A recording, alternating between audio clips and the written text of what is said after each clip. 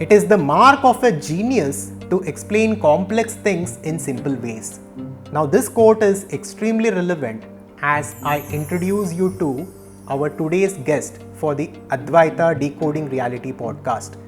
I'm extremely humbled and honored to introduce you to Swami Aparajitananda ji from Chinmaya Mission. When I listen to various discourses and lectures of Swamiji, the one thing that stands out for me is simplicity. Now, the nature of reality and some of the concepts of Vedanta are very complex, and Swamiji has a beautiful way of explaining these complex subjects in simple ways so that anyone can understand it. And coming to the introduction of Swami Aparajitananda ji, Swamiji was an electronics and communication engineer before his sannyasa. And for the last decade, he has been working with Chinmaya Mission and he has been sharing his wisdom with thousands of people across the world through his lectures and discourses. Today, we will go deep into Advaita Vedanta, to the nature of reality, and we will also understand how to attain clarity and fulfillment in life through this podcast. Swamiji is currently located at the Yamunotri Center of Chicago in the United States of America. With that, let us get into the podcast. Namaste, Swamiji, and Namaste. welcome to the Advaita Decoding Reality podcast. Namaste. And Swamiji, before we go ahead, let us start with a prayer, a peace invocation from you. Om Sahana Bhavatu Sahano Bhunaktu Sah Viryam Karavavahai Tejasvinavadhitamastu ma vidvishavahai. Om Shanti Shanti Shanti. Swamiji, at first, take some time, Swamiji, to introduce Chinmaya Mission. And before that, uh, in your own life, Swamiji, when you chose the path of spirituality, there are so many schools of thought, there are so many institutions, there are so many ways to go. How did you choose this path, and how did you come to choose Chinmaya Mission? Ha. So it so happened Hmm. that after finishing my engineering studies in Kerala, I came to Bangalore. So I had all my friends there in Bangalore. So in those times, Bangalore was an IT hub. Hmm. So I went there to search a job along with my friends. So it so happened that I got a job in one engineering college as a lecturer. And it so happened that my house was just 5 minutes walkable distance from nearest Chinmaya Mission. Oh. So that's how I came in touch with Chinmaya Mission. And the teaching appealed to me very much because the whole knowledge was given in so logical, convincing way. Hmm. So for my logical mind, it appealed very much. Yeah.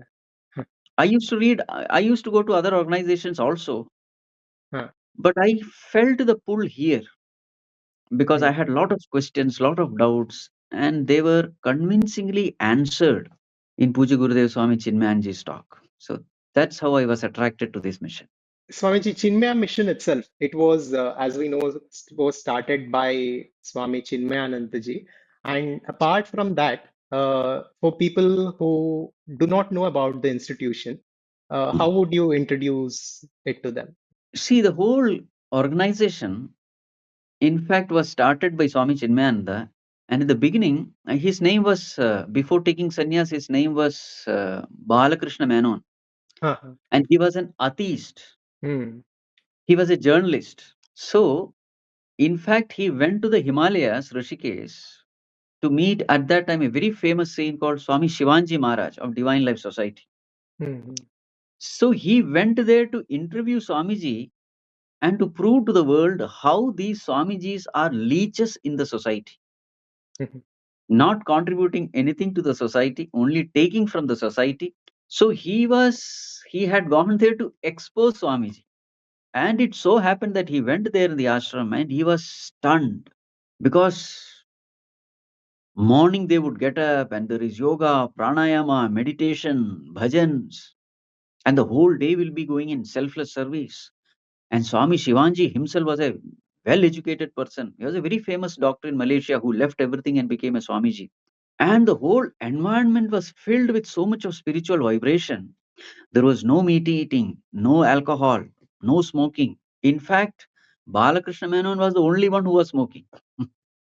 So he felt so ashamed looking at his own life and the way people were living their life in that ashram. So within, I think, 6 months or so, he took sannyas. He read the books of Swami Shivanji Maharaj. It was so much inspiring for him. He understood that there was a better way of living, a more divine way of living. And then it was Shivanji Maharaj who directed Puji Gurudev to Swami Taponji Maharaj, who was at that time a very famous scholar in the Himalayas. So he gained the knowledge from them. And finally, he found that peace promised by the scriptures. And then every day he used to go to take bath. Swamiji used to go to Ganga to take bath. So there he gained the inspiration. Swamiji felt that Mother Ganga was talking to him. Oh, my dear son, look at me. I flow from the Himalayas and I flow towards the plains to blessing the entire humanity, to bless the entire humanity. Isn't it your responsibility also? Now that you have gained this knowledge, isn't it your responsibility to bring this knowledge to the common man in the plains who are suffering? You have gained this knowledge.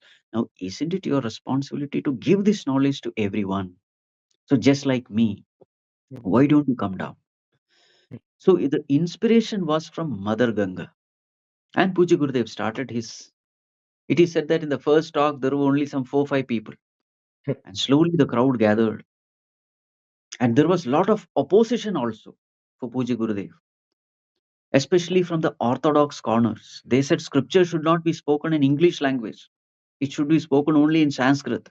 And this knowledge should be given only to the Brahmanas. Puja Gurudev did not care about any of those criticisms. He went on with his mission. And people were also benefiting, and therefore more and more invitations he started receiving for giving talks. It is said that the complaint even went to Kanchi Shankaracharya also. And it is said that Shankaracharya of that Kanchi Matha, he said, when Sakshat Saraswati is dancing on his turn, who can stop him? Allow him to spread the knowledge of the scriptures. So this knowledge found great appeal among the common masses because, all the scriptural knowledge, it was restricted to some rare ashrams in those times. And people had this feeling that this knowledge is meant only for the sannyasis, for the retired people, for people who have nothing else to do. They never knew that this knowledge was something which was necessary for us to live our day to day life in facing the challenges of life. Mm.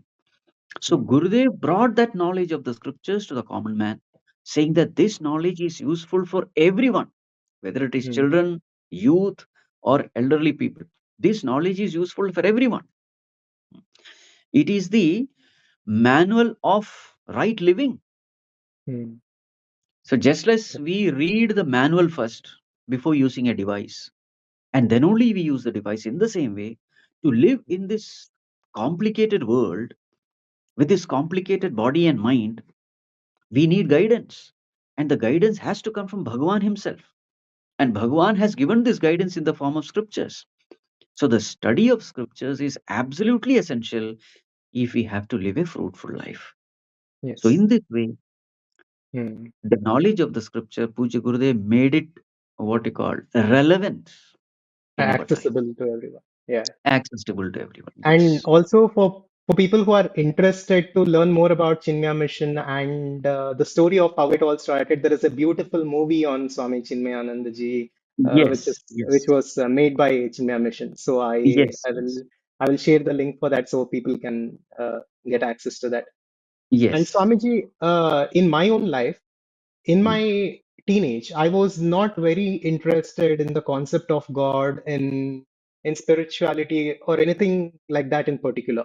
I mm, was simply involved with my life. When I say teenage and 13, 14, 15 years old, I never mm, gave thought to it. And even the concept of God, it seems that there are around 3,200 recorded religions in the world today. And every religion, and even within, religion, every philosophy, they say that only our God is right. Almost every religion says this, not the Sanatana Dharma, but they say that only our God is right, only our way is right. So something didn't make sense to me, and that path didn't interest me of God and spirituality until in my search I came to the teachings of Advaita Vedanta and the teachings of Adiguru Shankaracharya. So once I began to understand this philosophy of non-duality and Advaita Vedanta, like for me, everything began to make sense. Like all the religions, all the teachings, and all the books that I had read, and everything.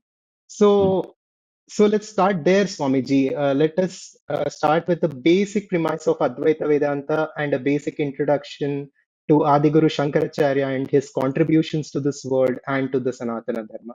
See, Advaita Vedanta is very logical and it is convincing to all. So, what is the basic principles?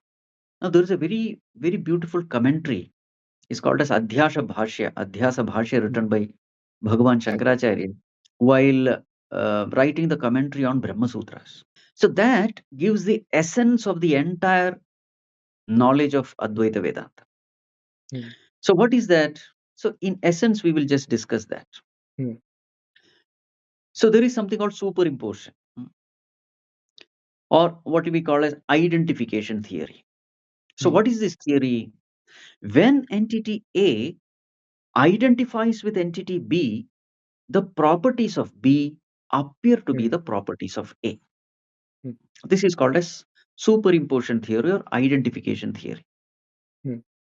When entity A identifies with entity B, the properties of B appear to be the properties of A.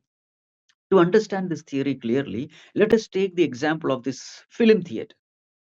We enter into the theater, and then what happens? Slowly, we get totally absorbed in the movie. And then what happens? Suppose I identify with the hero. Now, hero's emotions become my emotions. When hero is sad, I am sad. When the hero is crying, I am crying. When hero is happy, I am happy. So now what happens? The movie world becomes a real world for me. The movie character becomes a real character. The movie happenings become the real happenings for me. So now, in the movie theater, if I'm crying, what is the cause of my sorrow? The cause of my sorrow is not my problems of my life. No, the cause of my sorrow is the sorrow of that illusory character in the movie. Say the hero in the movie. So if I have to put an end to the sorrow in the movie theater, what should I do? I have to do only one thing: disidentify from what I am not, identify with what I am. Hmm. Detach from what I am not, attach to what I am. Vedanta says this is exactly what we have to do in our life also. So in Vedanta also we have two entities. One is consciousness, the other is matter. So anything made of five elements is matter. So the entire world is made of five elements. Five elements means space, Yes. air, fire, And fire, water. water, earth. Five elements. Anything made of five elements is matter. So the whole world is matter. The physical body is also matter because the body is nourished by food. Food is nothing but matter. Even the mind is also made of matter because when we don't eat food, when we fast, the mind becomes silent.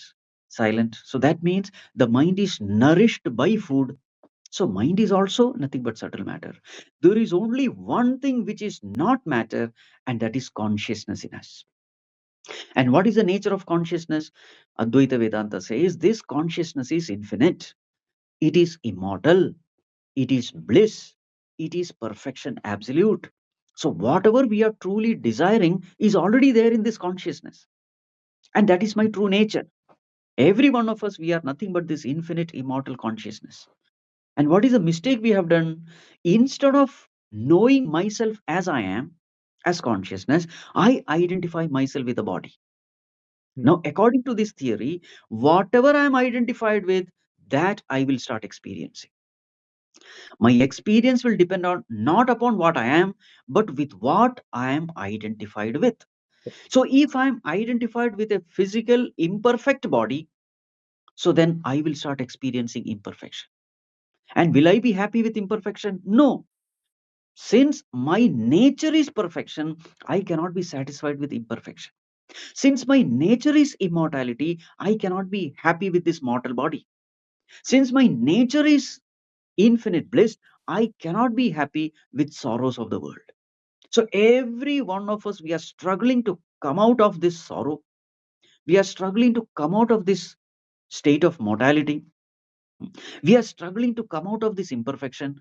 So what does Advaita Vedanta say? Know yourself. You don't have to do anything because perfection is already your nature. It is already you. You don't have to create it. You don't have to attain it. You have to just know yourself as you are. So this is the beauty of Advaita Vedanta. What you call the whole science is so logical, mm, so Yeah. perfect, and it is so convincing. Yeah. And this was there in the scriptures from the beginning, from thousands of years. But it is Yes, said that the entire Sanatana Dharma went through some dark period where they missed these teachings, and Shankaracharya revived it. So, can you talk a little bit about Shankaracharya and what he has done? I am told that at that time when Bhagavan was born, there were some 72 different schools of philosophies who were fighting with each other, mm, Mhm. proving that they alone were right. So what Bhagavan Shankaracharya did was he did a healthy debate with all of them. Healthy debate in the sense trying to understand what the reality is, not arguing to win, but arguing to know. And in this way, it is said that Bhagavan defeated all those different schools of philosophies and finally established Advaita Vedanta That's the as the ultimate. highest, as the ultimate. Uh, Yes. Swamiji, one of the most famous things that Adiguru Shankaracharya said was Brahma Satya Jagat Mithya Jiva Brahma Ivanapara. So the Mm. consciousness alone is real. The world as we see it is an appearance, and individual Jiva is one with that infinite consciousness. Yes. And we create a lot of videos and content around the topic of Advaita Vedanta in our channel. And one of Mm. the issues and one of the comments that we keep getting is about the nature of Maya. Mm. So, if what Advaita Vedanta says is that there is only one consciousness, then what is this Maya and where is this Maya? So, people from different other philosophies and people who do not understand it, they have a lot of questions about Maya. So, what is the nature of this Maya, Swamiji? So we have so many definitions with regard to what this Maya is. Hmm, One definition is Yama Sa Maya. hmm, That which is not is Maya. hmm, This one definition. The second definition is Brahmashraya Maya. This Maya has no independent existence, but it exists upon Brahman, the ultimate hmm. reality. Another definition is Avarana Vikshepatmika Maya. What does this Maya do? It does Projects. Avaranam and Vikshepa. Avarana means it covers the reality, and Vikshepa means it projects the unreal as real. Hmm, Avarana and Vikshepa. These are the two powers of Maya. hmm, Another one is Trigunatmika Maya. This Maya is hmm, made of three gunas, Sattva, Rajas, and Tamas. So now, what does this Maya do? So it covers the reality and projects the unreal as real. So what happens is we experience certain things, but that need not be real. So the hmm, example given is like the dream world. In the dream, we see a dream world and we experience the dream world also. But when we wake up to the reality, we come to know that the whole dream world was actually a projection of the mind, the projection of a dreaming mind. So this is what Maya does. It covers hmm, the reality. So in the dream, the waker was always there as the very observer of the dream. He was always there. But what does the Maya do? It covers. So therefore, the reality is not seen. In the place of reality, the unreal is seen. So Maya projects an unreal world. So this is how Advaita Vedanta describes. So everything which is born out of Maya also will have the property of Maya. So we say mind is born out of Maya. So if you see the mind, the thoughts, you will find that when the thoughts are in the mind, you observe these thoughts and the thoughts will vanish. So is a thought there? No, it was just an appearance. Hmm. So this is what Maya does. And the immediate question that we get, and it that comes to my that comes to the mind is, the Mm. consciousness is described as Nitya, Shuddha, Mukta. It is described as ever free. It is ever liberated, and it is pure.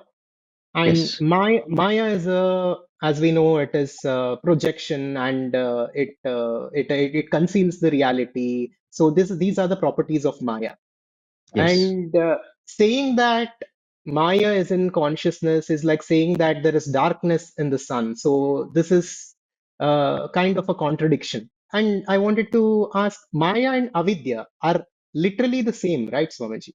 Avidya and Maya. correct, correct. Ah. So Yes, by its nature, Avidya doesn't exist. So in a way, we can say that doesn't exist and exist at the same time. So it cannot be described any further. see, yes, true. Maya doesn't exist, but it appears to exist. Exist. Just like Yes. ignorance about any subject, Hmm. it doesn't exist as a positive entity, but not doesn't exist also. Yeah. Correct, correct. For Yeah. example, like the blueness of the sky, they say, Huh. you are seeing it, but actually it is not there. The Yeah. mirage waters, you are seeing it, but Mm. actually it is not there. That Yeah. snake in the rope, these are all the famous examples of Vedanta. The snake in the Yeah. rope, you are seeing it, but actually it is Mhm. not there. Yeah. What is there is only the pure consciousness in it. Correct, correct, Yes. correct. And Swamiji, in Vedanta, we talk about Chit and Chidabhasa. Hmm. Chit is the pure consciousness, and Chidabhasa is the channeled or reflected consciousness. Yes. Uh, So basically, right now, when we are unconsciously living our lives, we Hmm. are using this Chidabhasa to live our lives. And what is this relationship between Chit and Chidabhasa? So, See, Chidabasa is sometimes called as reflected consciousness. hmm, Now, if the consciousness has to reflect, there has to be a reflecting medium. hmm, Hmm. So the reflected light is actually a combination of two things. One is the original light, and the second is the reflecting medium. hmm, So you will find that in the reflected light, there is a property of original light also, that light itself, and there is a property of this reflecting medium. If the medium is dull, the reflection is dull. If the hmm, medium is shaky, the reflection is shaky. If the medium is broken, the reflection is broken. So reflected light is a combination of the original light and the properties of reflecting medium. hmm, In the same way, hmm, who are we? So Vedanta says we are a combination of two. This ego, we in the sense this Jivatma or the hmm, ego. Ego is a combination of two entities. One hmm, is consciousness, the other is body, mind, intellect.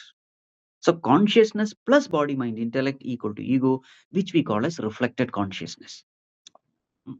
It is reflected. Reflected where? In the mind. So if the hmm, mind is a dull mind, that personality will be a dull personality. hmm, If that mind is a very cheerful, dynamic mind, that personality will be a dynamic personality. You see? hmm. So it's a combination. So just like how the sun shines on everything, and it Yes, makes everything visible based on our nature, consciousness channels through it. correct. In the same question, if we go a little deeper, if I right now sit and close my eyes, if I actually go in search of that ego, we don't find anything like ego as such. When we are unconscious, of course, it is active, but when we become conscious and if we sit in meditation, that is not there. Hmm. So when it is not there, am I experiencing Chit or Chidabhasa? See, first of all, we have to understand what this ego is. Hmm, This ego is the understanding which I have about myself. This wrong notion which I have about myself, that is called hmm, as ego, or sometimes Bhagavan Ramana Maharshi calls it as aham vritti. So that understanding about myself I have gained by just observation, not by the study of scriptures. So I find that when this body was born, I was born. When this body is going to die, I am going to die. So therefore, the first notion is I am this body. This is Hmm. an understanding about me. This is a notion about me. This Hmm. bundle of notion about me, which defines a self, Hmm. is called as ego or the ahamvritti. It is a thought. Any Hmm. notion is a thought. Hmm. Any understanding is a thought. Hmm. So I have certain thoughts about myself.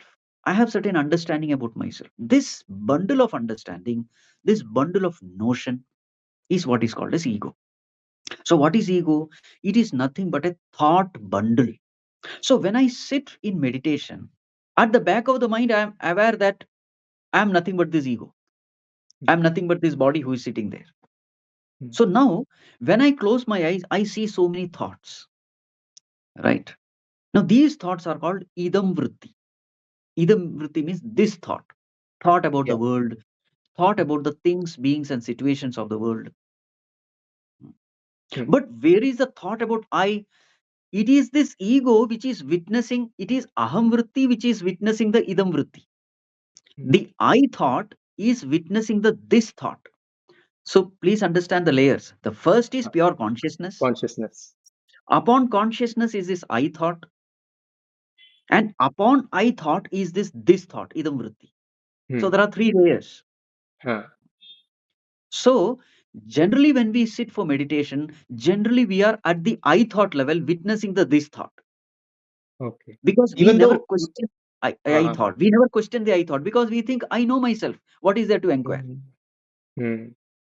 So when I thought witnesses the this thought, the law of meditation is the moment you witness a thought, that thought disappears. Yes.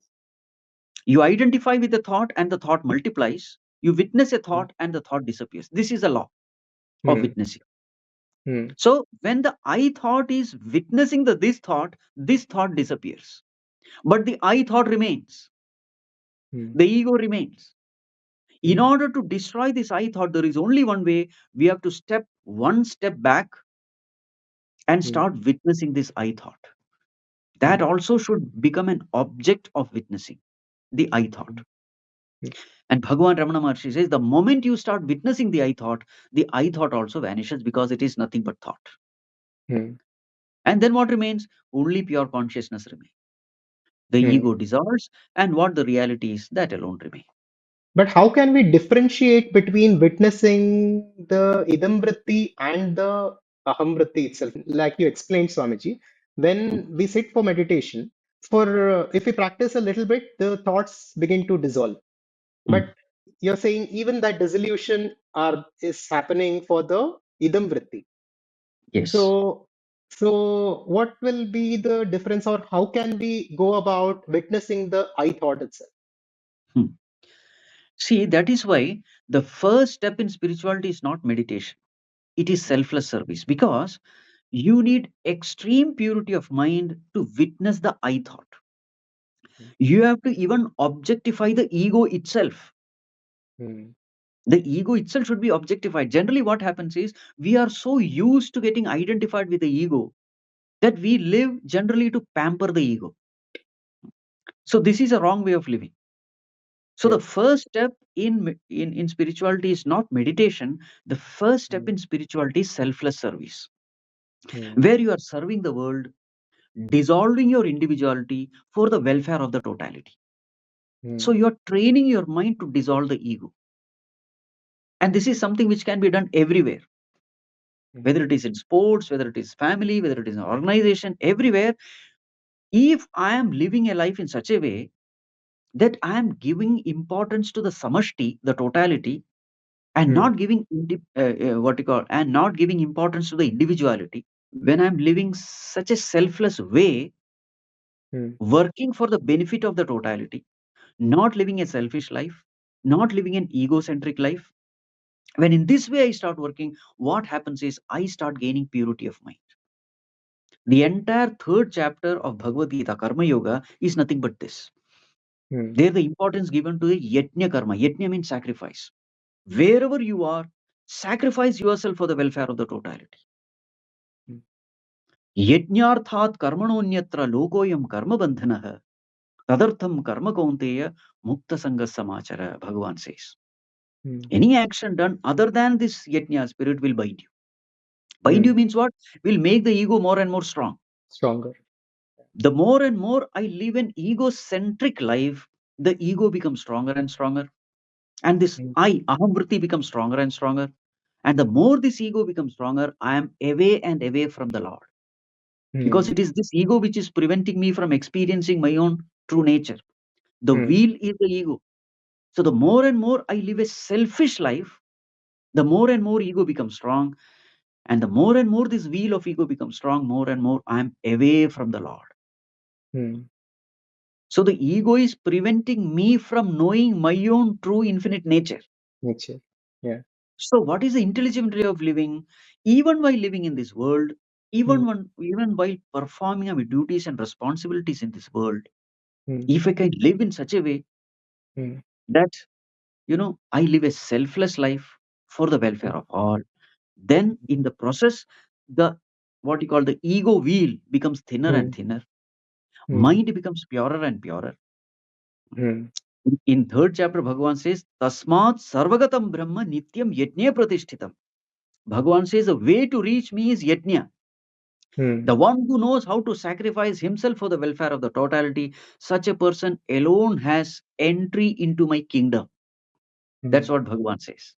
mm, So, when I live such a selfless life, performing all my duties as a worship of the Lord for the welfare of the totality, mm, dissolving my individuality in a mm, spirit of cooperation and not competition, without ego and mm, egocentric desires, when I start living such a life, such mm, actions purify my mind.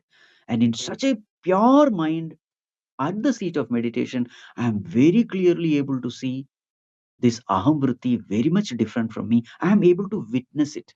You see, to mm, witness something, that thing has to mm, be away from you, isn't it? yes.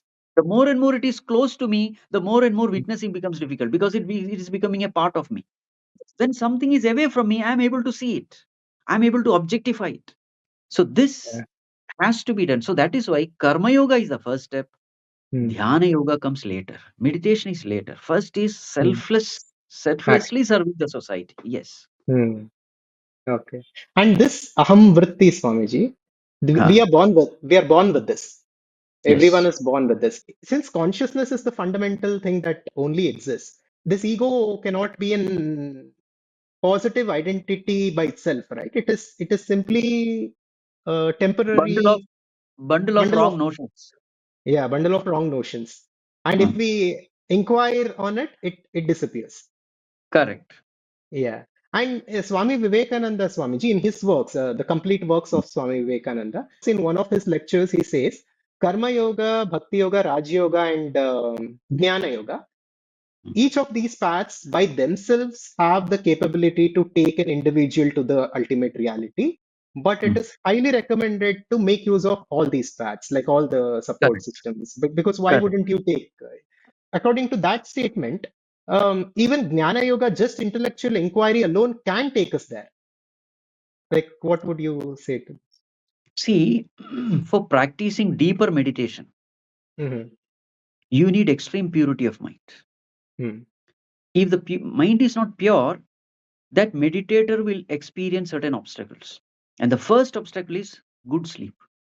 So he will Mm-hmm. sit for meditation and then he will go to sleep because there is no strength, there is no purity. So, two qualifications necessary for efficient meditation is chitta shuddhi and chitta ekagrata. Chitta shuddhi means purity of mind, chitta ekagrata means concentration of mind. Only with these two qualifications a person can really progress. So, a person who has no purity of mind, if he sits for meditation, he will snore away to sleep. This is first obstacle. The second obstacle, even if he doesn't sleep, he will find that his mind is wandering. The mind will think of so many things. Karmendriyani sanyamya ya aste manasa smaran indriyarthan vimudhatma mithyachara sa uchyate. Bhagavan says that in third chapter. So naturally, because Bhagavan gives these two paths. One is a path for the beginner, the another is the path for the advanced.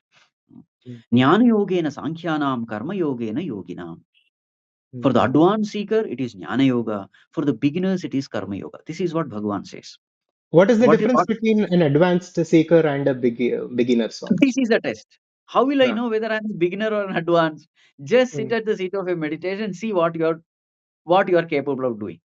ah, So for a beginner, either he will go to sleep mm, or he will find his wandering mind and he is not even able to understand how. See, for the beginner, mind is wandering and he is not even aware that the mind is wandering. mm.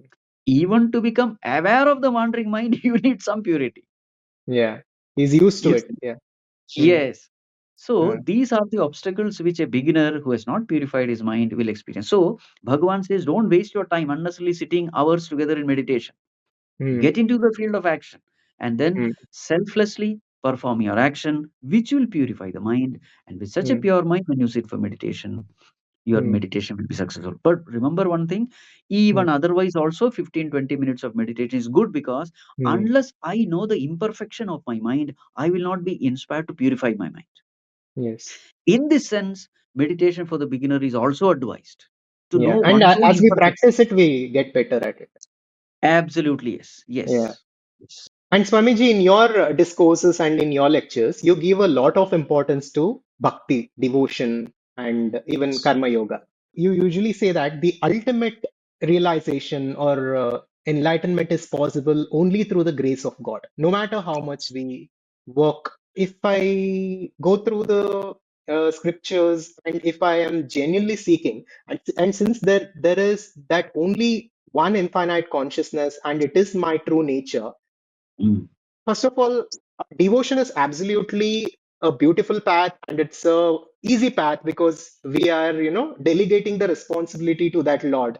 So mm, we are in the back seat. So I understand the concept of devotion and I enjoy it a lot. But just intellectually, if we think about it, there are certain other philosophies and other religions like Buddhism, Shunyatavada, where devotion is not mentioned a lot. And even in Sanatana Dharma, the path of yoga, the Ashtanga Yoga, devotion is not doesn't have a major place there. It's simply the purification of the mind and meditations and asana, pranayama, pratyahara.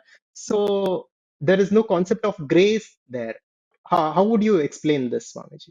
You see, is it possible Hmm. to consciously enter into sleep? Conscious? No. Because Hmm. sleep is a state where Hmm. ego is dropped. Hmm. So, can ego drop itself by itself? Hmm. No. Some other entity has to drop the ego. Ego cannot drop itself. The more and more I try to drop the ego only becomes strong, isn't it? Huh. That other entity is me, myself, in the sense, my true self. True, but at present I am not aware of that. No. So now I'm separated from it. Yes, as Huh. an ego, I cannot Huh. drop the ego. I need a higher Okay. entity. That higher entity is called God or Okay. consciousness. That Okay. devotion for consciousness, that love for consciousness, Huh. that is emphasized here. Huh. Unless I hold on to the higher, I cannot drop Huh. the lower. Huh. Yeah. This is the basic premise of Bhakti Yoga. Uh, Correct. yeah, I understand it. But I'm saying, like, let's say in Ashtanga Yoga, the Yama, Niyama, Asana, Pranayama, Pratyahara, Dharana, Dhyana. So this is the process that they take us through. I'm asking here, the way it is explained in the Yoga Sutras and the translations of the Yoga Sutras, this is simply we are making ourselves more and more, we are cleansing ourselves, we are cleansing our system. At some point, our mind and our body is so pure that that divinity manifests within us. Yes. So in this process, there is no mention of devotions. You see, in Yoga Sutra, let us not Uh, say that there is no devotion. There is Ishvara uh, Pranidhanam. uh, That's very, very important. Ishvara Pranidhanam means surrendering unto God. okay. So actually, what is this cleaning the mind? It is nothing Uh, but effacing the ego. yes. Cleaning the mind is not that then some dust is there and you're cleaning it. No. Mm, The impurity of the mind is nothing but kama, krodha, lobha, moha, mada, matsarya, anger, mm, lust, greed, all those negative emotions. mm. Who is the root cause of all these negative emotions? The ego. Ego. So therefore, the impurity of the mind is nothing but the ego. Mm, mm, So purification of the mind is nothing but effacing the ego. What mm, is effacing the ego? Effacing the ego is nothing but saying that God, not me, but you, not me, mm, but you. So what am I mm, doing there? I am mm, actually dropping the ego by holding on to God, by paying attention to God. Remember, the mm, terms may be different. Devotion mm, means being mm. devoted. Being devoted means what? Paying attention. In the Surrender. language Yeah. of knowledge, the same term devotion becomes paying attention. Mm, It's not crying and weeping and sentiments. No. yes. In all the paths, whether it is Buddhist path, every path, that very inspiration for that person to perform, that sadhana comes Mm, from that his devotion. his devotion for the higher reality, Mm, being devoted to. How does that being devoted to express itself? By paying attention, by not forgetting that ultimate reality. These are all the expressions of devotion only. yes. Beautifully I'm, said. hol- Yes. I'm holding on to something, I'm not leaving it. Mm, Even when there are worldly attractions, I'm not leaving it. I'm mm, constantly paying attention to it. That mm. itself is an expression of devotion. Devotion. That is Yeah. called being devoted to truth. You may call it Mm. truth, you may call it God, you may call it consciousness. Terms can be different. Devotion But is finally, needed. Yeah. one thing is needed. You Yeah. have to give importance to that reality. Only then it will manifest in your life. Correct.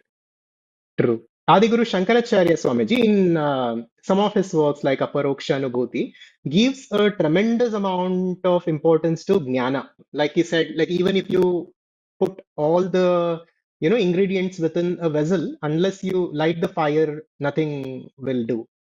Correct. So yeah, so jnana and bhakti, these two are given extraordinary amount of importance in every path. Yes. So yeah, how to approach this, and how can a seeker approach jnana versus bhakti? See, there is actually nothing called jnana versus bhakti. It is always Hmm. jnana plus bhakti. It And is always bhakti. together. In Hmm, fact, jnana, karma, and bhakti, they always go together. hmm, Actually, they are not three different paths. They are actually one path only. And hmm. as a person grows in one path, the other two also manifest. It Yes. is exactly like, you know, a mother loves her child. So what comes first? Knowledge. So mother knows that this is my child, and therefore the emotion of love comes, isn't it? So Hmm, see that jnana and bhakti. There it is preeti. hmm, And therefore she is ready to do anything for the child. That doing is karma. So jnana, bhakti, and karma, they go together. hmm, Once you start knowing God, you cannot but love God. And hmm, once you start loving God, you cannot but dedicate your life for God. They three always go together. It is just not possible that a person has got jnana about Bhagavan but no hmm. love for Bhagavan. It is not possible. Yeah, Or yeah, a person has love for Bhagavan but no jnana about Bhagavan. Not possible. yeah. Illogical. See, I cannot love a stranger. Hmm, Is it possible to love a stranger? Impossible. hmm, Unless I know about a person, I cannot love that person. And then I hmm, cannot serve that person also. So hmm. these three, they always go together. There is just one See, reality, and yes. yeah, going closer and closer to it, all three paths are manifested. The See, devotion. one reality, with what personality you approach, accordingly it Hmm, will manifest. When you are hmm, approaching with your intellectual personality, then there is expression of jnanam, knowledge. hmm, When you are approaching the reality with your emotion, then there is hmm, bhakti in your heart, devotion. hmm, And when you are expressing your love for that knowledge as action, then there is an expression of physical personality. So all your personalities, hmm. they express your knowledge, your devotion, love in different aspects. Yeah. Absolutely. And yeah, I wanted to talk about this later on, but it makes perfect sense. Like since I started studying Advaita Vedanta a few years back, I Mhm. didn't consciously, chose devotion and devotional practices as such. But as I study this more and more, and as I understand this more and more, naturally I'm going to temples more and more. I'm every day when I wake up, I go to the puja room, which I was not doing before. Now Correct. I'm simply using my intellect, but somehow that devotion is being manifest. Yeah. So Yes. now, Yes. once you said this, it makes perfect sense. And also, this Hmm. knowledge has got three levels: inferior Hmm. levels and superior levels. Hmm. Just gathering information is also called knowledge. You read some book and you get some idea. That is also called knowledge, but that is an inferior knowledge. Hmm. That is gained through Shravanam. Shravana Hmm. Janita Jnana. Hmm. Knowledge gained by reading books, some information. Hmm. Hmm. Then there is a Manana Janita Jnana. You Hmm. reflect upon it, you clear all doubts, and now you are convinced. Hmm. So that conviction is a higher stage of knowledge. Hmm. And there is a Nididhyasa Janita Jnana. Hmm. Out of your own experience, you have a knowledge. So Hmm. experiential knowledge is always superior to informative knowledge. So knowledge has got different levels. Levels. That knowledge, which is your direct experience, it is of far higher nature than just bookish Hmm. knowledge. Hmm. In the same way, bhakti also has got different levels. There is a bhakti due to my affliction. I love Hmm. God because He is very useful in solving my problems. Many people go to temple because there are so many desires. God Yeah. fulfills all my desires. Therefore, I love God. So that's an Transactional. inferior, transactional love. So it's an Hmm. inferior love. It's an unconditional love. Hmm. Artha bhakti, artharthi bhakti it is called. Then there is a jnani bhakti. Jnani bhakti is the devotion of a jnani, Hmm. one who truly has understood that God is nothing but one's own self. His devotion will be far higher compared to Hmm. this lower devotion. So devotion has also got different levels. Hmm. Knowledge also has got different levels. As I grow in knowledge, my devotion also start growing. And So I always wondered how the jnanis can express devotion because for them it is the reality of their own self. But mm, still, I don't think intellectually we can get it, but somehow it is not contradictory to them. They see the Ramakrishna Paramahamsa is a great example of mm, an extreme devotee and an extreme gnani, like both at the same correct, time. Yeah. correct, But intellectually, I always thought about it. It didn't make any sense, but yeah, both are one and the same. Yeah. correct. And Swamiji, just to introduce the people to the creation of the universe, I think Tattva Bodha talks about the creation of the Panchabhutas and the various stages of the creation of the universe. Can Mm. you take us through that journey? See, basically the world is created to fulfill our desires. Hmm. Because who is desiring? None other than Bhagavan is desiring. Hmm. Who is this Jivatma? So the essence of Vedanta is Tattvamasi Aham Brahmasmi. Hmm. So as a Jivatma, I am desiring something. I may not know that I am Paramatma, but the fact is I am Paramatma. So when Jivatma, the ego, when we are desiring something, it is actually Bhagavan who is desiring something. Hmm. And when Bhagavan desires something, the cosmos, the Prakriti has to manifest it. It is like when the king is ordering, his order has to be implemented. Hmm. So, in the same way, every desire that we are entertaining, actually, the cosmos is designed to manifest that desire in the outer form. Hmm. But although many, like in that way, many people desire a lot of things, it's not always the case that it will always come to them immediately, right? If your desire is from the depth of your heart, if that Hmm. desire is sincere, Hmm. then it will definitely manifest. Many times, what happens is I have desire one, then after some time, I have desire two, which is Hmm. opposing desire one. So it is Hmm. something like a person walking two step forward, three step backward, five step forward. So then Hmm. finally, he's not reaching anywhere because he is walking in all directions. Hmm. So in Correct. the same way, constantly we are having thousands of desires pulling us in thousands of ways, and that is why nothing is manifested. There But is if no. we can have one desire constantly, again and again, if we can Hmm. go on pursuing Hmm. it, that desire has to manifest, and the world is designed to manifest that desire. Hmm.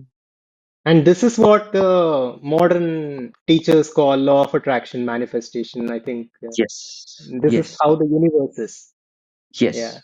And apart from that, Swamiji, there are different theories on the reality.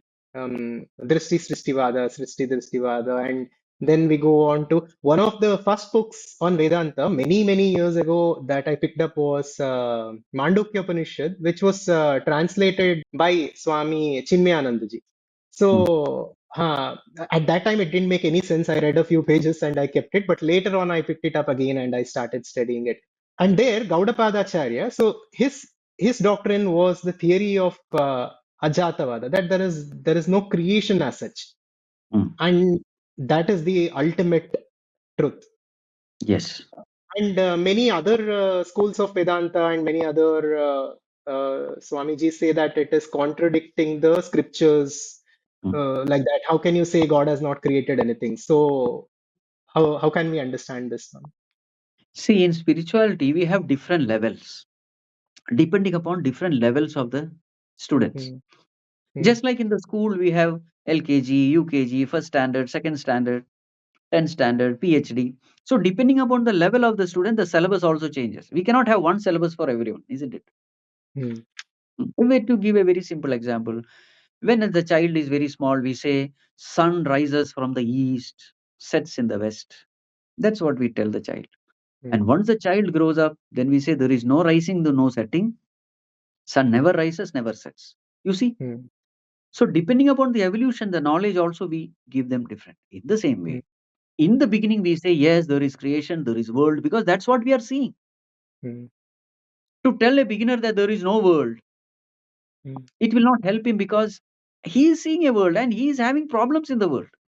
To hmm, tell him that there is no world is actually not helping him. So hmm, then we have to come down to his level. So what is his level? World is there, I am there, ego is there, and I have so many problems. hmm, So then the spiritual teaching come down to his level. So that hmm. for a person who is in step 0, step 1 is helpful. Yes, Step 10 may be the ultimate. But for him, step 10 is of no use. Step 1 is more yes, useful, though it is lower. yes. For a person who is step 1, step 2 is more useful. Hmm. At that So point, that this is the truth for them. exactly. See, for Hmm, the child who is in the womb, the world is of no hmm, use. That womb is the hmm, world. And womb hmm, is the most helpful thing because it can survive only in the womb. The hmm, world doesn't have that necessary capacity to help the hmm, child. So the hmm, child has to remain in the womb for 9 months. The womb hmm, alone can help the child grow. And once he has grown, I mean, hmm, fully in the womb, then the womb hmm, is no more useful. He has to come into hmm, the world. In the hmm, same way, hmm, for the beginners, the world is very much useful. Never we should say that world is, the illusion and it doesn't exist and all. No, though hmm, that may be the ultimate reality, hmm, though that may be absolute truth, but it is also absolutely useless. hmm. A truth Yes, can be absolutely true, but it can be absolutely useless also, depending upon my level. yes. So therefore, in the beginning, we don't say Hmm, world is unreal, etc. We say yes, world is there, hmm, and how to win over the different kinds of emotion. hmm, And once a person becomes really mature, sattvic, we hmm, say when the mind is sattvic, when the hmm, mind has become pure, for hmm, such a person, the hmm, instruction given is now witness the mind and silence the mind, not purify the mind, hmm, but transcend the mind. So there are two stages, as in the pole vault. In hmm, the beginning, that pole vaulter, he runs, fixes the pole, climbs the pole, and there is a time when he has to drop the pole. hmm. If you see that pole vault game, Yes, yes. but suppose he is told, see, anyway, you have to drop the pole. So in the beginning only Hmm, you drop, no? Why do you want to drop hmm. in the end?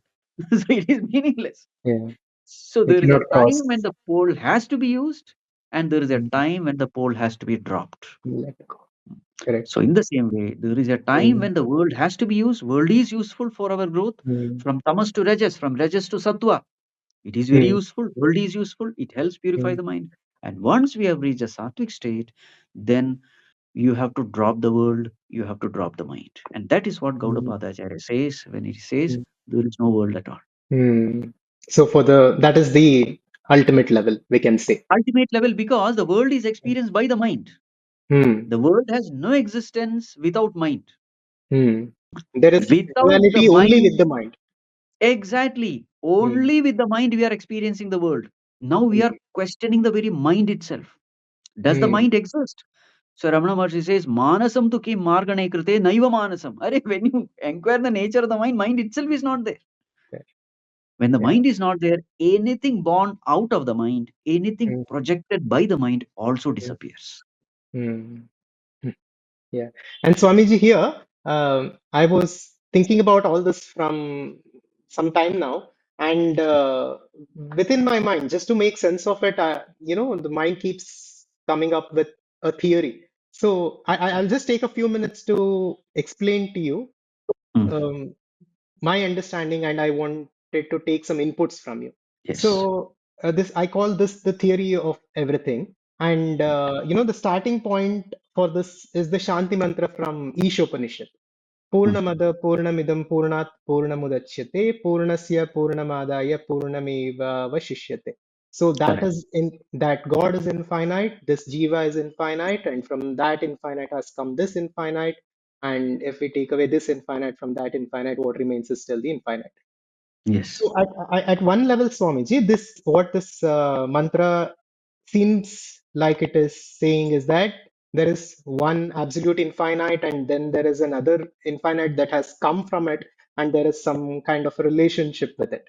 But if we go just one step further to another level, like we talked about earlier, there can be only one absolute infinite, Mm. one infinite, not like in mathematics how there are higher and lower infinites, but in Vedanta there is one absolute infinite, and if Yes. that is the case, there cannot be anything apart from it. Correct. So there is just one absolute reality. Since only that exists and nothing else exists, even a piece of rock is that infinite, and even a blade of grass is that infinite, Mm. and even I am an infinite. I am the infinite. Mm. The only difference between a piece of rock and me is because of the nature of my intellect. I can inquire on this, and I can recognize the nature of who I am.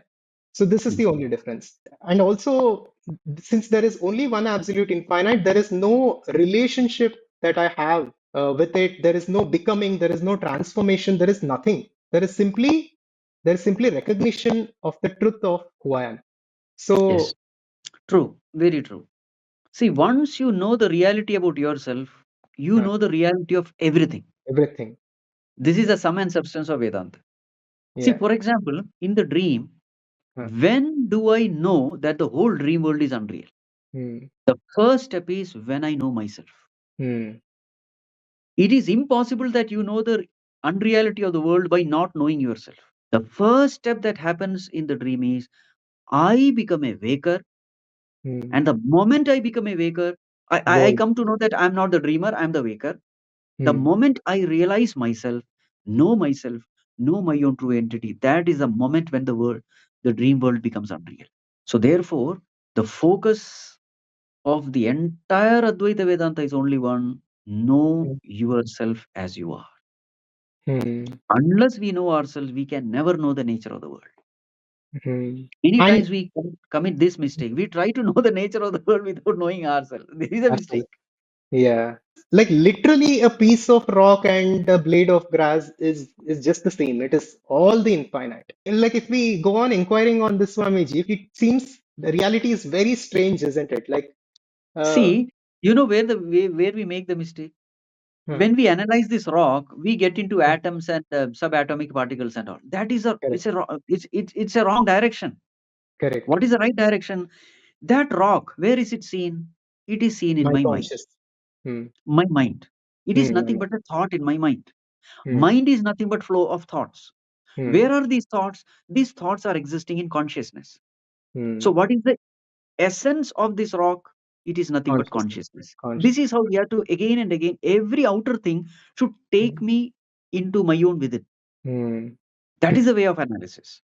Yeah. Everything is an appearance in consciousness. And Yes, only consciousness exists, and I am that consciousness. yes, yes. But the overall setup of the so-called reality, Swamiji, this the world that is created by Maya, like I'm doing sadhana for decades and even centuries, simply to recognize the fact of who I truly am, and the person who is actually doing sadhana is ultimately he doesn't exist, Mm, and he's doing his sadhana in a world that ultimately is not real. So mm. this looks like a strange, this is stranger than the science fiction movies and novels. This reality seems very strange, and like I know there is no answer to the question of why this is. So what is the best answer that you have come across, Swamiji? Why is this the way it is? See, the world is designed to take us to our own true nature. Hmm, It is designed that way. Whether you know it or not, accept it or not, believe it or not, the hmm, fact is, The world is designed to take you to your own self.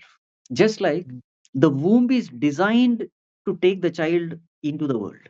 The womb will help the child grow, but once the child has grown, the womb, the very same womb, will push the child out into the world. Mm. Mm. Isn't it? In Yeah. the same way, the world is designed Mm. to take us to our own true nature. Mm. From the tamas to the rajas, rajas to sattva, sattva to Mm. gunatita. The world is Mm. designed. You will always find that the world is designed to crush our ego. You will all observe this. Yes. We may try to pamper the ego, but the world is designed to crush the ego. Mm. So we call this world ICU, I Mm. crushing university. You see, this world is designed that way. Yes. Huh? Yes. No one can remain here pampering the ego on and on and on. Just not Yeah. possible. The more we How are we? attached to it, the more we suffer. The more we let Yes, go, the more we are yes, free. yes, yes. Yeah. So we are searching for peace. Everyone in this world, insects, birds, animals, human beings, we are all searching for peace and happiness. Mm. And as we start, striving for more and more peace, we come to know that it is the ego which is preventing us from gaining this peace. Mm.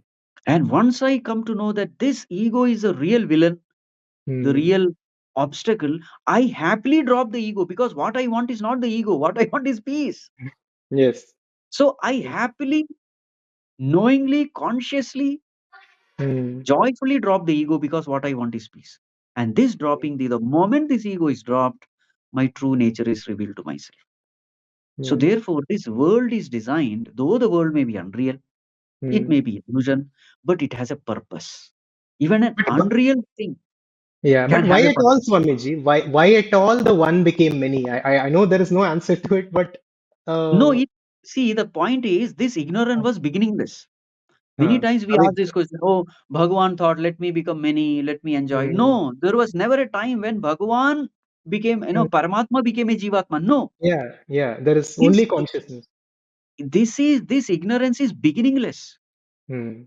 See, this has a logical fallacy. Suppose we say that Paramatma thought, no, I am bored. Mm. First itself, that concept itself cannot come, because Paramatma cannot be bored, because he is Ananda Yeah, Swarupa. yeah, He is Sachidananda. How can Ananda Swarupa Bhagavan become bored? That yes. itself is illogical. Mm. Now, the second problem is, suppose he becomes a Jivatma and again gets enlightenment. Mm. What is the guarantee that again he will not get bored? Yes. So then this Mm. moksha is also impermanent. Yes. So it is illogical to say that Bhagavan decided to become many and all that. No, cannot be Mm. accepted. Mm. We were from the beginningless past, we were ignorant about our true nature. Mm. This Mm. avidya was anadi. Yeah. And once we gain the knowledge, there is no way in which we can come back, because There is nothing to if, come back. Yeah. see, Nothing remains to be. once you are experiencing infinite bliss, how Mm. can you have a desire? Yeah. Desire itself is an expression of sorrow, Mm. of misery, of imperfection. Yeah. Any It desire. comes from a place of lack. Yeah. Yes. Yeah. Yes. Coming to the nature of enlightenment, I was wondering what is the difference between the life that we live and the life of a jnani. Obviously, the ahamvriti that is active within us right now. And as we go deeper in and deeper into this inquiry and the study of Vedanta and Shravana, Manana, Nididhyasana, it slowly diminishes. Our identification slowly it withdraws. We withdraw it, and obviously, after that point of enlightenment, the aham vritti will not be there, right? Correct. But then, if we look at the lives of so-called enlightened beings like Ramana Maharshi, Swami Chinmayananda, Vivekananda, they all have a unique personality. They still have their own individual identity. They're very different from each other. Yes. Some are Yes. very outspoken, some are very silent. But then, what carries on, Swamiji, even after enlightenment and the complete dissolution of karma and ego? So, what carries on? Hmm. So the example given is in the Vedanta is like the arrow which is shot Uh, from the bow. So though I come to know that, oh, I shouldn't have shot it, but the arrow uh, keeps continuing. A better example in this modern world is like the fan. You switch on mm, the fan is rotating at a very high speed. When you switch off, mm, for some time the fan continues to rotate. Even though there is no electricity, the momentum carries the fan on and on and on. In the mm, same way, They have gained the knowledge. Now they are totally disidentified with the body also. But the body has got certain prarabdha karma, because of which it has come. Some of the karmas have to get fructified. And that prarabdha karma itself decides that this body is going to exist for such a long time. So then it is just the body which is continuing. Actually, that Jivatma has Mm, stopped identifying itself with the body. He has killed the individuality, the ego. It is mm, not there. It is just the yeah, physical body which is existing. Just like the fan rotating, we may think that electricity is still there. Actually, electricity is not there. yeah, Because we have switched off.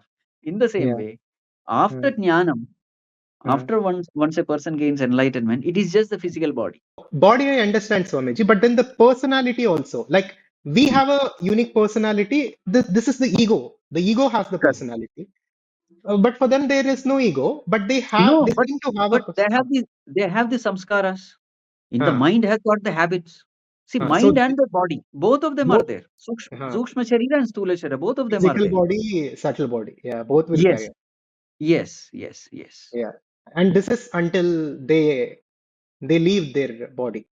Correct, correct, correct. Yeah. But then within the same question, Swamiji, there are examples of what we call avatars or even some great saints like Shirdi Sai Baba and Mahavatar Babaji, who is talked about a lot in the autobiography of Yogi. Even after leaving their body, it seems like they have the power to exist in a subtle form and manifest their body whenever it is needed. So, how can we understand?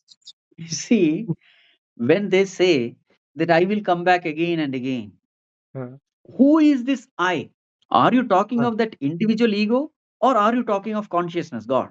hmm, If they are jnanis, then uh, that I has to be taken as consciousness. uh. And we have no problem at all. Consciousness can take any number of manifestations. Even in the same form again, if they like, I'm saying, See, that means identification is there. See, somewhere through our uh, ignorance, uh, we are considering that Mahatma also as an ignorant Mahatma identified with the body. uh, Because we give so much of importance to body, we yeah. think that this Mahatma also is nothing but the body only. Yeah, yeah. No, like there are many stories of Mahavatar Babaji appearing to many people for thousands of years, na Swamiji, like hundreds of years. So my point was like, obviously they would have gone beyond the individual identity, but Mm. maybe they hold it at a subtle level as a tool to manifest in the world to help people. Is Of course, that that is possible. Yes, that is yes, possible? Yeah. yes, that is Mm. possible. But they're always beyond that. Mm. Correct, correct. And coming to these philosophies, Swamiji, within Mm, Vedanta, I was talking with another Swamiji who studies, Dvaita Siddhanta of Madhvacharya. And I understand that since this reality is very complex, there can be infinite number of paths to it. But the mm, destination needs to be the same, na Swamiji? The mm, place that we go through, the place that a Gnani goes through, mm, must be same. And if I study Swami Vivekananda or Chinmayananda or Ramana Maharshi, they are all, and even Shankaracharya, it mm. seems like they're all talking about the same thing. But then there Yes. are some philosophies like Dvaita Vedanta, where they say that the ultimate union with God is not possible. God is different. We are different, even at the absolute level. So, Mm. how can we understand this differences? See, I recently met a Huh, Dvaiti, you huh, know. So he was telling the same thing. I said, you give an answer in yes or no. I will ask a question. You have to give an answer in yes or no. Okay, I'm going to make a statement. Either you should say true or you should hmm, say false. hmm, Because he was going on arguing, and all that. I said, God alone exists. True or false? hmm, Now he was trapped. hmm. If Correct. you say yes, that means it is Advaita. Yeah, correct. God alone exists means there is nothing else. So that is Correct. Advaita. Correct. Mm. Hmm. If you say false, then you are in trouble because Hmm. you can exist apart from God also. That means you have Hmm. your own independent existence. Hmm. That is blasphemy. Hmm. You Yeah. understood? Yeah. Mm. Hmm. See, even the prayers of Dvaitis, if you say, what Hmm. are the prayers? Oh God, I am nothing, you are everything. That is their prayer. Oh Yes. God, I am nothing, you are everything. If God is Hmm. everything and I am nothing, what Hmm. remains? God only remains. That is called Advaita. Yeah, but how Advaita Vedanta explains Maya and this avidya as anadi, like from infinite time it is Mm, coming, but as soon as the jnana comes, it ends. Their fundamental premise, as far as I understand, is the jiva is also anadi, but mm. he continues to be. He'll go to a different dimension and he'll continue. His existence continues for an infinite amount of time after mukti. So this is how they explained it, but yeah. There will be lot of logical fallacies if you accept that. Lot of Hmm. logical problems will be there. Hmm. Even our Upanishad, Atmanastu kamaya sarvam priyam bhavati. I think it is Hmm. Brihadaranyaka Upanishad. Hmm. Everything is lovable for my own sake. Yeah. So whom do I love the most? I Hmm. love myself the most. Hmm. You see, Yeah. I love myself the most, Hmm. meaning I love myself infinitely. Hmm. So what is the only way in which I can love God infinitely? There is only one way. God has to be myself. Yes. You see the logic here. Yeah. If God is somebody other than me, I Hmm. cannot love him infinitely. Yeah. Only God can be the independent existence. One, only there can Exactly. be one. And the Ex- scriptures time and again say Sarvam Kalvidam Brahma, Ayam Atma yes. Brahma, Aham Brahmasmi, Tattvamasi. Yes. So there are Mm. hundreds of instances. And Swamiji, we talked a lot about Vedanta. In our channel, we talk a lot about conscious living and conscious creation. There are many people in this world who for to whom this knowledge is necessary, but Mm. to live their lives, they are not ready, or they are not in the place where they have to give up everything. And even Mm. Krishna has said that it is not necessary even to give up everything. But for a professional or an entrepreneur or a businessman who's engaged in their life, for them to Mm. achieve fulfillment, joy, and for them to create their lives consciously the way they truly want to live, how would Vedanta and Bhagavad Gita, these teachings can help them? Mm. You see, if my goal of life is material prosperity, Hmm, again Vedanta can help, because what hmm, does Vedanta say? Your outer world is nothing but a manifestation of your inner thoughts. hmm, So if I can have divine thoughts in me, so those divine thoughts will automatically attract a divine world around me. So my job in life is only one thing. I need not try to set the world outside right. I don't have to change the people. What I have to do is I have to only reform my thoughts. If I can entertain good thoughts, noble thoughts, righteous thoughts, divine thoughts, automatically a beautiful world is formed around me. hmm. So therefore, it is very much a useful knowledge even for material success also.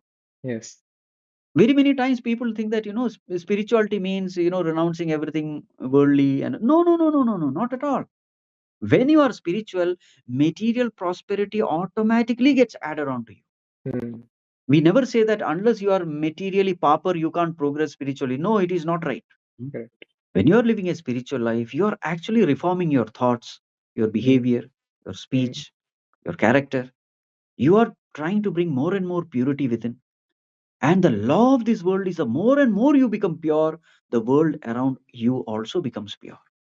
yeah. So my job is only one thing. Let me entertain good thoughts. That's all. As a Hmm, famous saying, beware of your thoughts because they become your words. hmm, Beware of your words because they become your actions. hmm, Beware of your actions because they become your habits. hmm, Beware of your habits because they become your character. Beware of your character because ultimately they determine your destiny. hmm. So therefore, again, the focus is upon myself.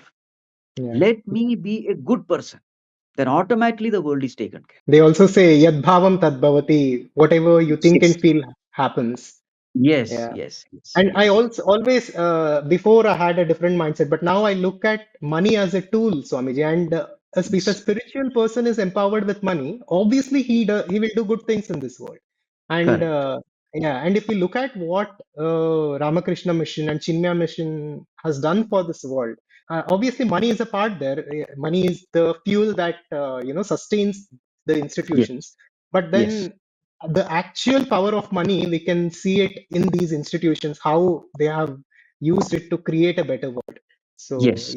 coming to fulfillment, Swamiji, all of us seek fulfillment. Like That is all we want ultimately. And the Upanishads say that it is within us. It is the ultimate source is within us. Even in a busy life, these people who are, people who are busy with their lives, what are the practices or what can they do to manifest this fulfillment within them? See, if you see these people who are acting in a drama, Hmm, they are able to act beautifully well hmm, because they know that they are not the character in the drama, they are hmm, something different, hmm, isn't it? So, hmm, in the same way, we are all playing a drama in this stage hmm, of world. We all hmm, have our roles hmm, as husband, wife, professional, father, hmm, mother. We all have our roles. We are able to play these roles beautifully well only when we truly know who we are. So, the philosophy of life is hold on to the real in you and play in the realms of the unreal.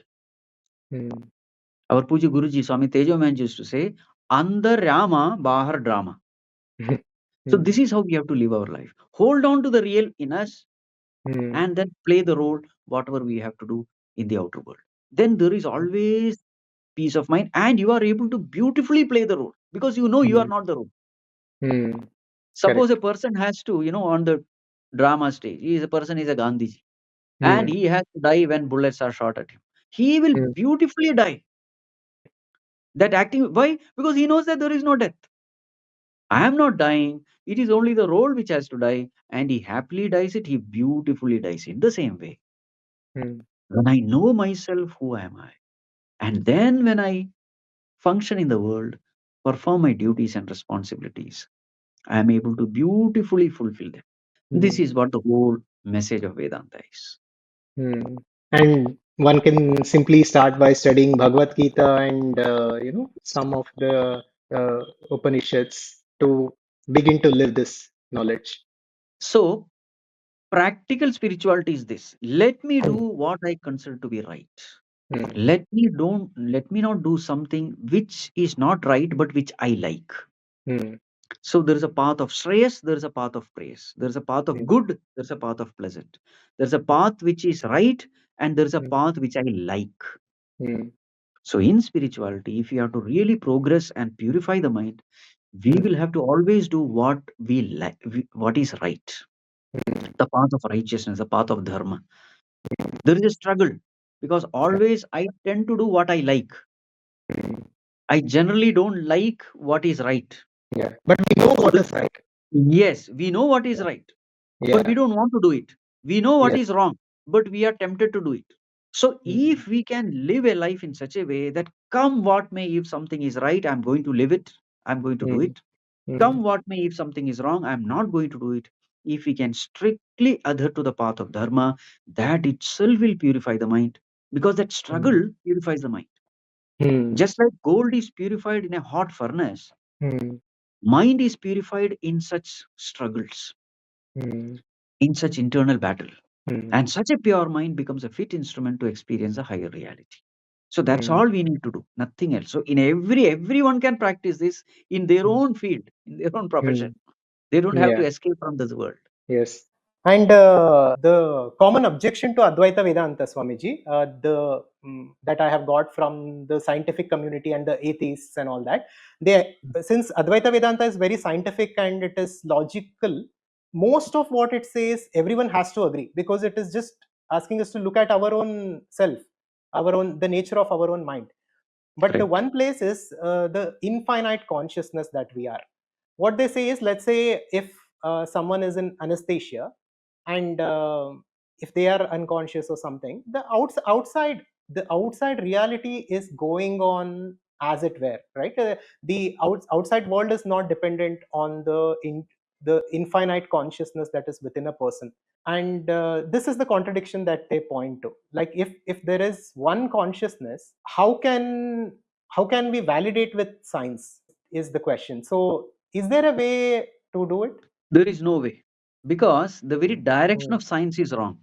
The It's direction outward. of, yes, it is outward Hmm. and it has assumed the existence of an observer. Hmm. It doesn't do any inquiry into the observer. It is only focused upon the observed entity. This is the mistake. Hmm. Whereas Vedanta Hmm. says everything is observer only. There is nothing called observed. Observer is the thing, is the reality. And they have mm, ignored the reality and they are going after illusion. So mm, just imagine a person who is doing a lot of research in the dream world, mm, about the dream world. Will he ever know the reality? Never. mm, Any amount of research in the mm, illusory world can never take you to the mm, reality. mm. In fact, Correct. Kathopanishad says, Paranchi khani vyatranat swayambhu tasmat parang pashyate nantaratman kaschid Mhm, dhira pratatmanam aikshat avritta chakshuhu amrtatvam icchan. It says the mm, senses, God has killed the sense organs by making it extrovert. mhm, The entire direction of science is extrovertedness. They believe only mhm, what they see, what they hear. mhm, And Upanishad says mhm, God has killed these sense organs, cursed these sense mhm, organs. So if you follow the path of sense organs, you are going to be cheated. mhm, Very rare few. It is a kaschid dhiraha pratyagatmanam aikshata. They go within. They go mhm, into oneself. And then mhm. they attain the state of immortality. Hmm. But So that one thing, Swamiji, what I think will happen very soon with science is, since the outside world is the projection of Maya, it is an appearance. What they are finding more and more is this, because of the advent of quantum physics and all that, they are saying now matter is nothing, and they are saying gravitational force, the time-space reality, which they assumed was the fundamental, foundation for this reality. Now the Nobel laureate of I don't know which year, the Nobel laureate has said that the time space reality is not fundamental. The gravitational force is not fundamental. So what they are finding, of course, they cannot find consciousness, but what they are finding is the world is an appearance. Maybe that they will be soon able to find, just like how Shankaracharya said. But the way he said it in through his understanding was different. Hmm. but the thing is, how is this knowledge going to help me? Yeah, It is not going to help me, rather, it will only destroy yeah, me. correct. Now, what is the purpose of life? Eat, drink, do all kinds of Hmm. unwanted things because anyway nothing exists. Correct, So there is no purpose of life. There is no purpose in correct, disciplining the sense organs. There is correct. no purpose in meditation. There Hmm. is no purpose in spiritual sadhana because everything is nothing. Hmm. It's a very tragic philosophy. Yeah, Don't say that Advaita Vedanta and this becomes one because they have proved that the world doesn't exist. No, it is a very dangerous correct, philosophy because correct. Vedanta also says that you are everything. Yeah, World is correct. nothing, no doubt. But you, the consciousness, you are everything, therefore gain that. So there is a Yeah, purpose in life. yeah. From that perspective, you can say world is nothing. Hmm. Yeah, yeah, but not by being within the world, we cannot say the world is nothing. Yeah. Exactly, exactly. This is like we understood. This is simply the recognition of our own true nature, and even for serious seekers and who practice this for years together, like why is it so difficult to get, Swamiji? See, actually, the path is very, very simple. Theoretically, the path is very simple. The only thing we have to Yeah. do is just drop the ego. And when we just observe ourselves, it is so easy to drop the ego. I am alive. How many factors are needed to keep myself alive? Infinite factors. And not even one factor is in my control. Food, shelter, clothing, outside, gravitation, humidity, etc. Inside, liver, kidney, I don't know how they are functioning. How don't know how the brain is functioning. I don't know how the eyes are functioning, ears are functioning. So the world is designed in such a way so that we can easily drop the ego. When we analyze the realities of life, we come to know I am nothing, I know nothing, I can do nothing, I have nothing. It's a fact of life, Mm. Yeah. isn't it? Just Mm. observe the realities of life and we come to know that we are nothing. Mhm. That's all what the qualification is necessary to know the truth. In Bhagavad Gita, it is said, Amanitvam. Mm. Amanitvam means be humble. And Mm. once you are humble and open minded, knowledge and humility, they go together. Correct. Arrogance and ignorance, they go together. Mm. So actually, this path is not at all difficult. It's very, very easy. Mm. Mm. You have to just become humble and be open minded. That's all what is needed. And this Mm. consciousness is my own self. It is so very Self. evident and clear in a pure mind. Yeah. Yeah. And the more we go into it, the more fulfilled we are. So that is there. So that Yes. results are there. But then I'm talking about that absolute fulfillment, that See, infinite consciousness. the more and more you drop the ego, the more and more there is fulfillment. Yes, There is definitely. more and more peace. There is more and more Yes. contentment. That Yes. itself becomes an inspiration to put forth more effort. Correct. So yeah, That that is itself is a proof that you are going in the right direction. right direction. Yes. You can never leave this path. Once you start experiencing that joy, that Absolutely. fulfillment, then you start putting more and more effort. And Yeah. once you start putting more and more effort, the cosmos has to create a conducive environment for you to realize the self. Yeah. Once the desire becomes Absolutely. single pointed, then the path is, it's a cakewalk. Yeah, absolutely. And before, like when I was young, I always had this ambition of building a business or something like that. And Mm. recently, I was telling my mother, even if there is an option to get $1 billion versus giving up Upanishads, I Mm. can never choose that path now. Like Correct. it's not like that is not important, but without this, that is nothing. Like Exactly. Exactly. yeah, And through this, the more and more you understand the importance of this, the more and more you understand the insignificance of everything else. yes, Mm. absolutely, So that's how it is. So therefore, this path is very easy. Only yeah. thing is you have to have just a what you call an open-mindedness to know the Mm, reality and be humble. That's all what is needed. and practice it every day. Yeah, Yes, yes. yeah. And whatever and all the whatever the negativity, whatever comes in our mind, we should simply witness it, right, Swamiji? We should simply Surrender unto witness God. them. Sometimes witnessing may Yeah. not work. Mm, The best way is Bhagwan, you take care of me. I am not able to handle mm, this. That mm, sincere surrender. You know, one mm, thing, the intensity of this negative emotion is directly connected to the ego. mm, Greater the ego, greater will be the mm, intensity of this, and greater will be our helplessness. See, ego mm, can never handle this negative emotion because ego itself is an illusory entity. An mm. illusory entity can never have real power. They cannot go together. Just like Correct. my shadow cannot have power. Mm. Shadow is an illusion. It has no real power. In the same way, Yeah. ego can never have real power because it doesn't exist. So therefore, Mm, the problem is we try to win over this negative emotion remaining as an ego. That is a problem. mm, mm, The moment we connect to God, surrender to God, then you will find mm, that these negative emotion just vanishes very easily. mm, So your mm. real strength is in the strength of surrender. Yeah. Your real effort is the effort of Mm, surrender, actually speaking. correct. And since we are the ultimate witness, Hmm. and since that witness witnesses everything, the ultimate jump, like you said, we cannot witness the witness. The ultimate thing has to be a grace, or there has to be some kind of a jump that is needed, and all we can do is surrender. All we can do is Yes. yeah, Yes. correct. Shifting the attention. Surrender means, in the language of uh, knowledge, shifting uh, the attention to that reality, to consciousness. Seeing oneness in everything, can we put it that way? Seeing. Yes. Yes. Yeah. Yes. And Swamiji, coming to the last question, you have studied a lot of scriptures, and based on all of your learnings and understanding, Swamiji, within a few sentences, if you had to put the nature of reality so that a person can understand it, if you can sum it all up, what would you Hmm. say reality is? See, there is a very famous statement which I love very much. Hmm. It says, no God, no peace. Hmm. No God, no peace. The first God. one is no God, No N-O God. God, N-O Uh, peace. The peace. second one is K-N-O-W No, God, no peace. K-N-O-W peace. So in the Yeah. same way, when we come to know that this God is our own self, and Uh, when we start paying attention to that self more and more, hmm. giving priority to the self, Hmm. again and again shifting our attention to that self, Hmm. slowly everything auspicious start Hmm. manifesting in your life. So this is Hmm. all what we need to do, and this is a single message of all the scriptures. Shift Hmm. your attention to the self in you. It is always there. Our suffering is Hmm. because we ignore the reality. Hmm. We don't we don't pay attention to this God, to this reality. Hmm. We discard this reality. This is a great sin. That God is doing everything for us. He is keeping us alive. He has given us abilities and talents. He has created a world for us. Everything He's doing, and then I don't give credit to Him. I say, I Hmm. did it. I did it. This is a great sin. And we are Yes. paying the price for that sin by being born again and again to this world. Yes.